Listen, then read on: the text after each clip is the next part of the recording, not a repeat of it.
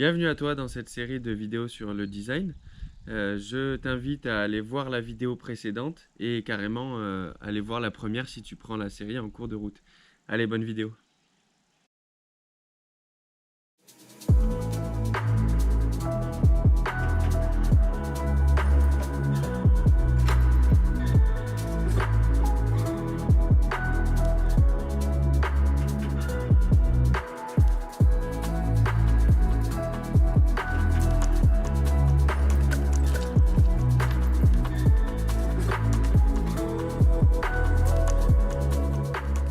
Troisièmement, le zonage. Ça va être très important d'organiser de manière grossière notre espace pour connaître les endroits où vont se situer nos éléments futurs.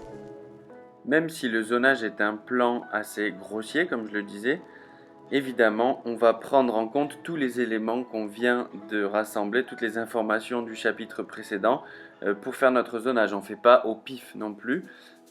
On va vérifier que chaque élément qu'on positionne sur le plan est à sa place et que les conditions sur le terrain le permettent. On ne va pas mettre notre maison à l'endroit où il y a le plus de pente ou notre potager complètement à l'ombre. Voilà, c'est deux exemples, mais on réfléchit quand même à tout ça et il faut que les éléments qu'on a rassemblés dans le chapitre précédent nous soient utiles évidemment pour ce zonage.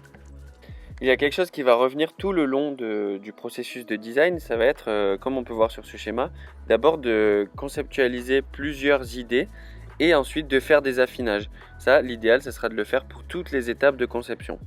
Ça veut dire que le zonage que vous venez de voir en image que j'ai dessiné, au final, c'est pas mon zonage final. J'en ai fait plusieurs des zonages et à chaque fois, j'ai pris les meilleures idées de chacun pour en faire une synthèse finale. Alors, mon cher Alfred, qu'est-ce que le zonage ? Le zonage, tout simplement, c'est l'organisation spatiale de mes éléments de manière logique en fonction de ma densité de passage chaque jour et de temps passé sur chaque endroit. Vous aurez compris que la zone 0, c'est l'endroit où je passe le plus clair de mon temps et plus je m'éloigne, moins je passe de temps. Pourquoi c'est indispensable de zoner son terrain? Tout simplement parce que si je positionne mal mes éléments, je vais perdre un temps monstrueux à faire des allers-retours entre des éléments, par exemple la serre, le jardin, le compost et le poulailler, qui sont complètement éclatés sur le terrain à droite à gauche, alors que j'aurais pu les mettre proches les uns des autres et gagner un temps très précieux. Donc dans cette partie-là, on ne va pas chercher à rentrer dans les détails de l'emplacement exact de chaque élément. On va surtout chercher à créer des grandes zones dans les grandes lignes où est-ce qu'on va positionner tel ou tel élément, mais on reste dans du flou, dans du croquis. On rentrera dans les détails après avoir vu les différents secteurs, le chapitre Connaître la nature, qui nous aidera à imbriquer les éléments les uns par rapport aux autres correctement. Mais pour l'instant, on reste assez grossier. Donc on va commencer par la zone 0. La zone 0, c'est le point central, le cœur du design, le cœur du lieu de vie. C'est l'endroit où je vais mettre ma maison ou alors l'atelier principal, mais en tout cas le cœur de la ferme. Pour ma part, c'est le triangle bleu qui est en haut à gauche. Donc on peut voir en bas à gauche la vente qui est au bord de la route. De manière logique, je vais installer mon point de vente ici. Tout en haut à droite, donc nord-est du terrain, j'ai une ruine à reconstruire. Donc ça sera notre espace commun avec un atelier, le centre de formation, le lieu recevant du public. On souhaite faire un gîte à la ferme aussi. Et en bleu, on peut voir les 3 espaces privés pour les 3 familles qui vont vivre sur le lieu. La Z1, le potager, les potagers, pardon. Tout simplement, la zone 1, c'est la zone qui demande le plus d'attention, sur laquelle je vais être le plus présent. Donc, les légumes annuels, évidemment. Je la place entre la zone d'espace commun et ma zone de vie privée. Moi, je vais vivre du coup dans le triangle bleu parce que c'est moi qui suis responsable du maraîchage. Donc, c'est moi qui vais m'occuper le plus souvent du potager. Une chose qui se retrouve chez à peu près tout le monde, c'est qu'il vaut mieux créer une zone petite qu'on va pouvoir bien entretenir, chouchouter, qui va être super jolie, qu'une zone grande qu'on laisse à moitié à l'abandon. En plus, l'avantage d'une zone petite, c'est qu'on peut mettre des zones sauvages partout autour et laisser la nature reprendre un peu ses droits. Ensuite, nous pouvons voir la zone 2. La zone 2 sera une zone légèrement plus éloignée de la zone d'habitation, ou le cœur de la ferme, puisqu'elle aura besoin de légèrement moins d'intervention. Donc là, on a mis le verger et le poulailler, la volaille. Alors on y interviendra tous les jours quand même, mais on n'y sera pas 5, 6, 7 heures par jour comme pour le maraîchage. Par contre, les poules, voilà, ça demande quand même pas mal d'entretien, donc on les met pas trop loin de la zone 0. Et aussi, on va voir pourquoi on les a mis ensemble, ces deux éléments, le verger et le poulailler. On va voir qu'on va chercher des interactions bénéfiques, des symbioses, comme dans la nature. Mais ça, on va le voir tout à l'heure. Ensuite, troisième zone, on y met quelque chose qui demande encore moins d'intervention, des interventions qui ne seront pas quotidiennes, à mesure de 2-3 passages par semaine. Donc là, un bassin piscicole et une culture de fruits à coque, à savoir des pacaniers, des noyers, des noisetiers, etc. Si pour les poissons, on fait le choix de faire de l'élevage intensif, il faudra le mettre en zone 1 parce que les poissons demanderont à être nourris tous les jours. Ce n'est pas mon cas, je vais chercher à créer un petit écosystème dans mon bassin et prélever peu de poissons mais en bonne santé et essayer de faire un système piscicole autonome. Ensuite, la zone 4, elle qui demande vraiment quasi aucune intervention, donc la forêt comestible, à savoir une bonne implantation de base, un bon design justement, ça fera l'objet d'une prochaine vidéo. Par contre, j'interviendrai très peu sur cet espace, sauf pour aller chercher du champignon, du bois et les récoltes qu'il y aura sur place à ce moment-là.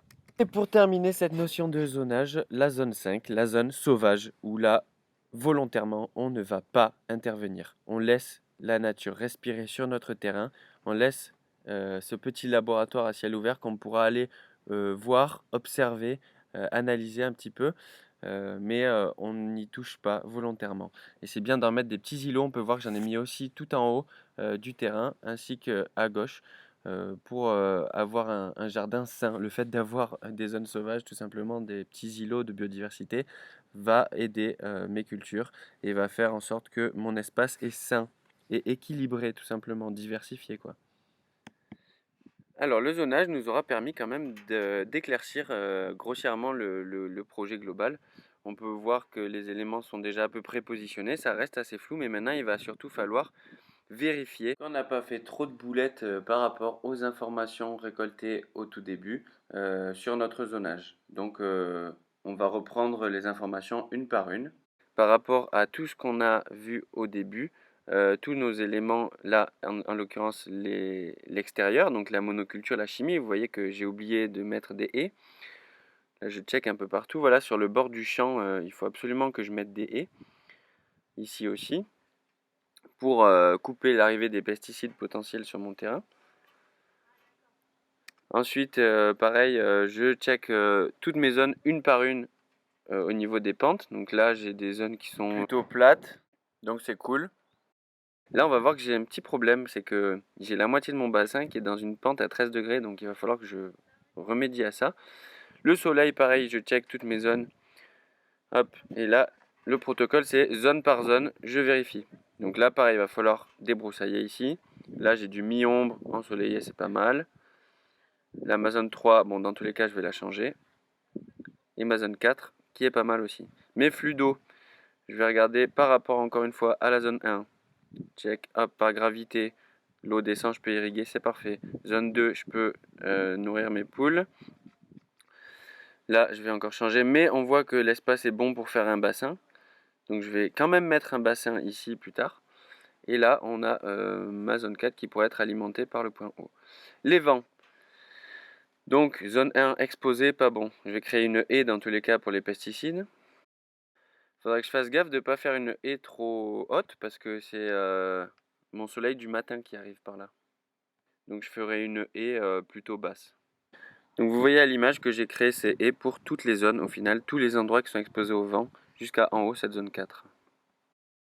Alors mon petit crétacé et mon petit pliocène qui m'amène du coup du sable au milieu du terrain et de l'argile au sud et au nord. Donc ça va être génial puisque j'ai moitié-moitié dans mon potager. Donc mes légumes pourront être adaptés soit à des sols argileux, soit sableux. Mon verger dans un sol sableux, ça me va, c'est très bien. Et zone 3 et 4 que je vais encore modifier. Donc maintenant on passe aux rectifications. On peut voir que je dessine une nouvelle zone 3 qui passera en zone 4. Finalement j'ai réfléchi et je me suis dit, en fait les poissons c'est pas la priorité de mon projet. Et les fruits à coque, pareil, j'irai que pour les récoltes. Donc je peux le mettre au fond du terrain. Et l'avantage, on le verra, c'est que c'est proche de la route. Et en plus, mon bassin, il est au point le plus haut. Finalement, c'est logique, c'est encore mieux. Vous allez voir qu'il y a beaucoup de rétrospectives. On revient sans cesse sur... c'est ça qui est bien avec le design, c'est que c'est un mouvement perpétuel en fait. Voilà, donc je redessine là aussi ma forêt comestible qui finalement pourra être un peu plus soignée puisqu'elle est un peu plus proche. Elle est en pente, donc je les ferai sur courbe de niveau. Ça, on va le voir dans le chapitre suivant. Et voilà, là, je dessine donc mes haies qui seront des zones 5. Voilà, comme je vous disais, faire gaffe à l'ensoleillement. Hop, mon chemin d'accès ici, il est pas mal. Et voilà, c'est ça qui est chouette, c'est que je veux faire un accès à mon point de vente, ma petite cabane de vente, et pouvoir faire un observatoire pour les gens qui viennent sur l'étang directement. Ça peut être sympa. L'avantage, comme je disais aussi tout à l'heure, c'est que par gravité, je vais pouvoir irriguer tout le terrain.